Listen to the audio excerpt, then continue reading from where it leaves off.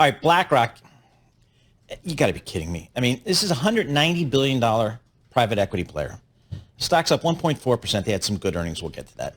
Stock's up 14% year to date, hitting a 52-week high, which makes it an all-time high. But here's a number that just blows me away. They pulled in $205 billion in new client money in the third quarter. I mean, where does that come from? I mean, is it all going into gold ETFs? All gold ETFs. I don't know. Neil Sipes, it's his job to tell us what's going on. He's an analyst covering all the financials there at Bloomberg Intelligence. A, where does this money come from for the BlackRocks of the world? And B, what are they doing with it? Yeah, I think it's coming from pretty much anyone you could possibly call a client these days. And to your point, $13.5 trillion, it's an eye-popping number. I think we have the same discussion in a strong market backdrop. We have the same discussion every quarter of the number gets bigger and the asset flows that they're pulling in continue to hold in there. And I think that's the big story that we're focused in on today with BlackRock is we're defying the law of large numbers where growth should slow down once you hit these numbers. It's not slowing down. In fact, it's sort of picking up a little bit. And importantly, the fee story is going alongside with that. So the fundamentals are positive. I saw Henry Kravis speak many, many years ago, and he says, it's easy to raise money. It's easy to deploy money. It's really hard to exit and monetize and get that money back to your clients. Where are we in private equity in general, Blackstone maybe in particular, about harvesting a lot of these investments that they've made over the years? Yeah, I think no doubt it's been a more challenging backdrop for the past, called two-ish years. I think we're starting to see, as you look at key indicators like the IPO market, key exit strategies through M&A. M&A had one of its best quarters since things slowed down in 22. Last quarter, IPOs similarly starting to come back to life. So you're starting to see the broader environment be a little bit more conducive to sort of the capital recycling between LPs and GPs to once again get that story going and sort of justify why everyone wants to be in private assets. For sure, all those expectations for institutional, high net worth, all the way down to mass affluent, everyone wants greater exposure to private markets. So that sort of shows you that the funnel is going to continue, but we do need sort of the natural progression of capital recycling to follow through. And as long as markets and the macro backdrop can remain supportive as we sort of are today, barring the past week or so, it looks like things are going to pick back up. Again, question marks down the road, though. Yeah, but not everything in private lending is doing great. I think about what's going on with Tricolor and First Brands, and BlackRock is exposed to First Brands' problems, right? Because it had some cash that invested in a Jefferies fund that was exposed to that trade debt.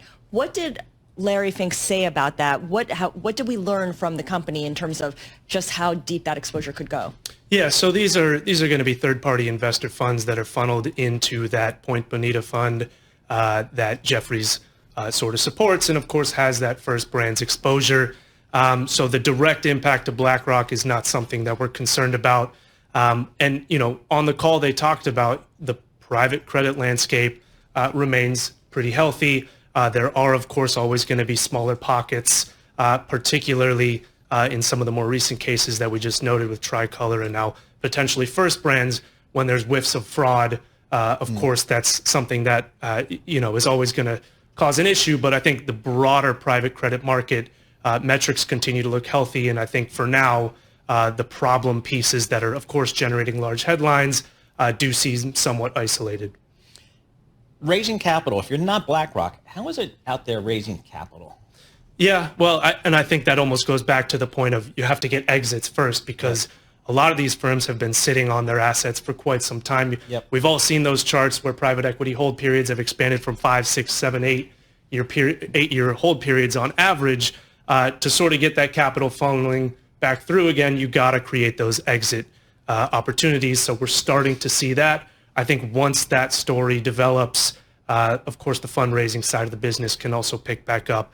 Again, I think we're in that period where the near term is still in question in terms of how robust and how quickly this capital is going to be flowing. But long term, the narratives are still there. And by the way, that's why we saw BlackRock pay so much for those pricey transactions last year in GIP and HPS.